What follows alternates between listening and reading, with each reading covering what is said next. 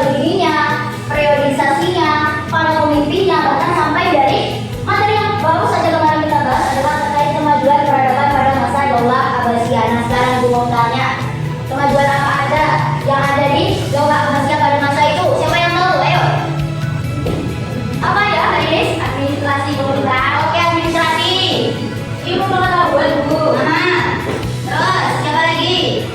Politik dan militer. Politik dan militer. Ekonomi. Terus apa? Seni apa saja Mas Adi? Budaya dan sastra. Oke, bagus. Tepuk tangan untuk semuanya. Berarti kita dari kalian sudah siap untuk membahas materi selanjutnya. Kira-kira kita hari ini membahas apa ya? Sebentar, Ibu akan ajak kalian ke gambar terlebih dahulu. Nah, di sini ada gambar gedung, terus ada rak dan ada bukunya. Kira-kira ini menunjukkan beberapa perpustakaan. Ya, coba kita lihat. Ya dong. Oke, betul. Gambar perpustakaan. Ya, kira-kira pernah kan kalian mengunjungi perpustakaan? Biasanya apa yang kalian lakukan atau mungkin aktivitas apa sih yang biasanya dilakukan oleh orang yang ada di perpustakaan? Ngadem bisa. Terus membaca buku. Apalagi mencari materi. Ya. Nah, pernah ya kalian dengar bahwa perpustakaan itu pernah menjadi faktor penyumbang dari suatu kemajuan peradaban? Ada yang tahu gimana? Bagaimana ya caranya? Tidak tahu.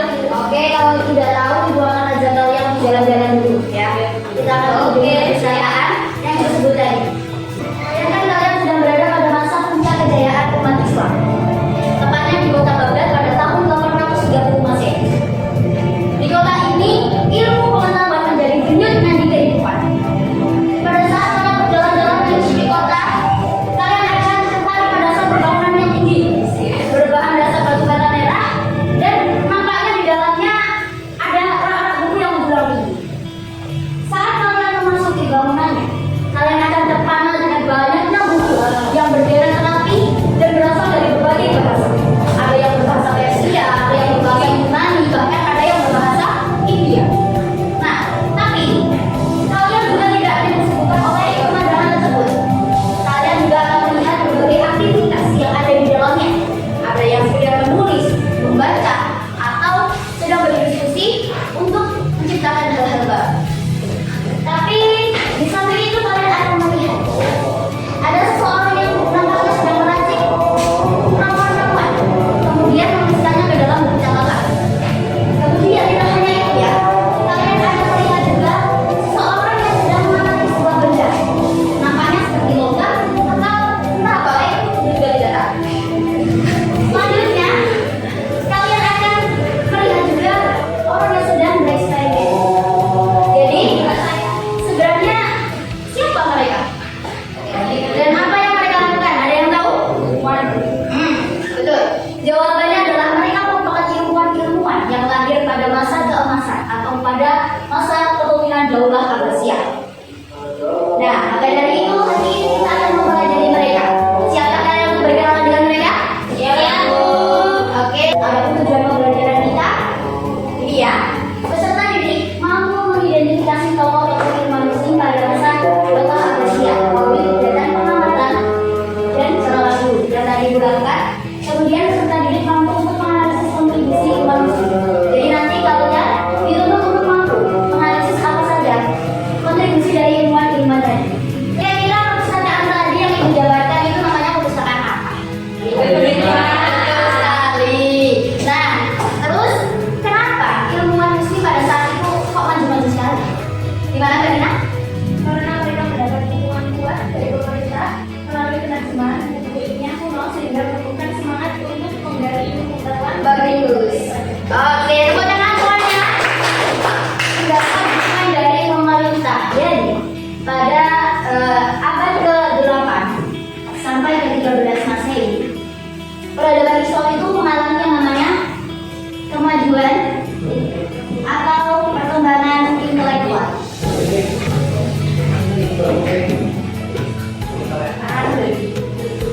Nah, kebangkitan intelektual Islam. Kenapa kok bisa seperti ini? Tentu ada faktornya.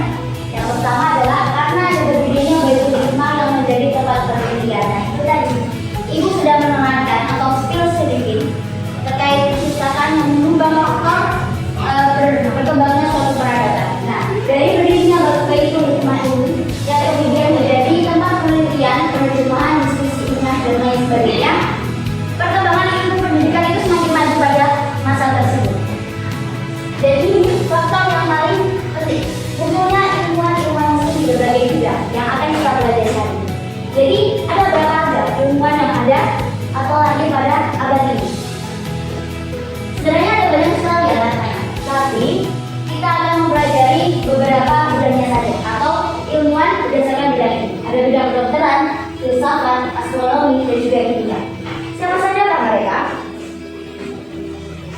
dia.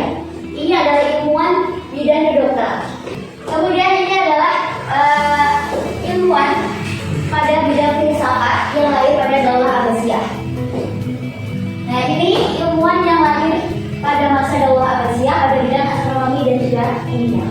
Sekarang kita akan berkenalan satu-satu, tapi ibu tidak akan menjelaskan pandangan lebar kali tinggi, kali luas kepada kalian. Tapi kalian yang akan menggali mereka sendiri. Gimana caranya? Nah, ibu akan membagi kalian menjadi 3 atau 4 kelompok. Kemudian setiap kelompok akan diberi satu tema. Contoh, kamu mendapatkan tema bidang kedokteran, gitu ya. Kemudian setiap kelompok itu akan mendiskusikan tema atau bidang yang didapatkan. Kemudian mereka akan membuat suatu proyek berbentuk smartboard. Kalian sudah mengetahui smartboard? Sudah, Bu. Oke, sudah. Selanjutnya, setiap kelompok akan diberi stand. Jadi kalian setelah membuat proyek, kalian akan mendapatkan stand masing-masing. Ya. Selanjutnya, ketika sudah membuat stand, berarti tugas kalian adalah memamerkan hasil proyek kalian kepada kelompok lainnya. Setiap kelompok akan mendelegasikan 1 orang untuk menjadi observer ke kelompok lainnya. Untuk apa? Untuk mencatat hal-hal yang memang penting atau apa sih produk yang dibuat oleh kelompok ini. Kemudian anggota kelompok lain itu ngapain, bukan yang lain buat stand, yang lain buat apa? Observasi. Ya, yang sisanya itu berarti adalah stand gitu.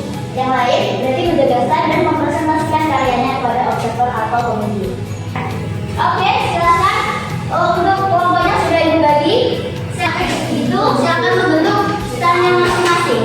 Untuk kelompok kedokteran ada di sini, filsafat di situ, dan astronomi kimia ada di sini. Silakan anak-anak.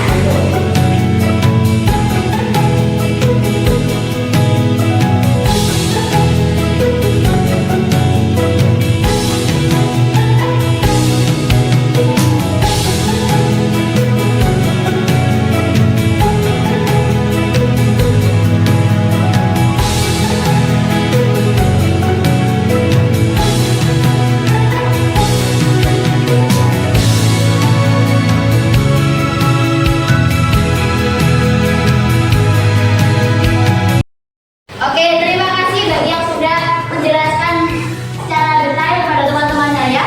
Setelah ini kita akan membahas terkait materi ilmuwan bidang kedokteran. Kalau untuk bidang filsafat, astronomi dan kimia kita akan bahas minggu depan, karena setelah ini waktunya sudah habis ya. Tapi sebelum ibu akan bahas bersama kalian, kita kasih apresiasi untuk diri sendiri. Ayo, nomor kasih B, kasih O. Kasih B. Wow, keren. Oke, langsung saja kita bahas ya terkait materi ilmuwan bidang kedokteran. Pertama ada siapa anak-anak? Abu Al Hasan Ali bin Sa'ad Roban At-Tabari ya. Coba dari kelompok 2. Siapa yang observernya? Saya. Silakan deskripsikan siapa itu At-Tabari. Nah, yang menarik saya jelaskan dari penjelasan tersebut adalah satu awalnya kasusnya adalah Kristen Nestorian, kemudian memeluk agama Islam. Yang kedua mengembangkan ilmu kedokteran Yunani, Persia dan India sejarah sistem pengetahuan Islam. Yang ketiga, nah pada masa pemerintahan Khalifah Abu Talakir atau Bali dipercaya sebagai dokter istana. Sudah mungkin itu saja dari saya ya. Terima kasih. Baik, terima kasih. Berikan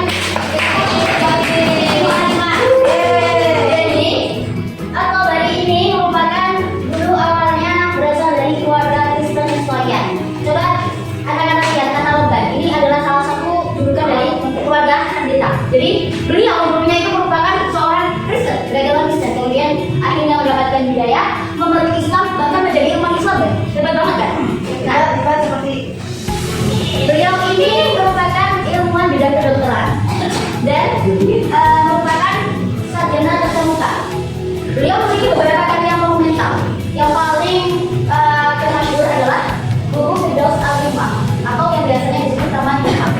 Nah, buku ini itu menjelaskan tentang apa? Buku ini menjelaskan tentang topik-topik bidang kedokteran seperti anatomi, fisiologi, diagnosis pengobatan penyakit dan berbagai. Nah, kontribusinya apa Bu? Jadi kontribusi dari tokoh ini adalah beliau menjadi bapak ilmu kedokteran Islam pertama. Nah, karena upayanya untuk menggabungkan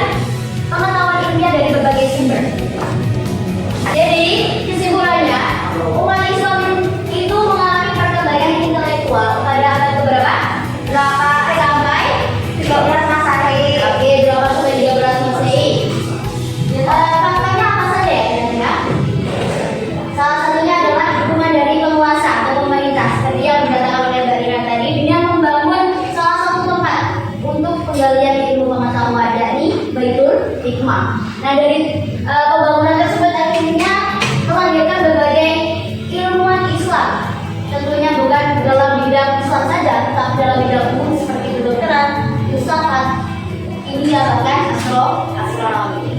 Bagaimana pembelajaran kali ini? Sangat mudah dipahami? Mudah. Atau ada yang ditanyakan kira-kira? Mudah. Berarti sudah paham semuanya ya? Tapi ibu akan tes pemahaman kalian. Coba ibu ada teka-teki untuk kalian. Bisa ya? Nomor 1, apa julukan dari Ibnu Sina di negara lain?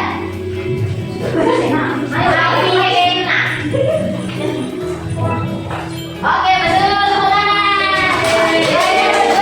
Ilmuwan yang pertama kali membedakan penyakit campak dan cacar air. Al-Razi. Gimana? Al-Razi.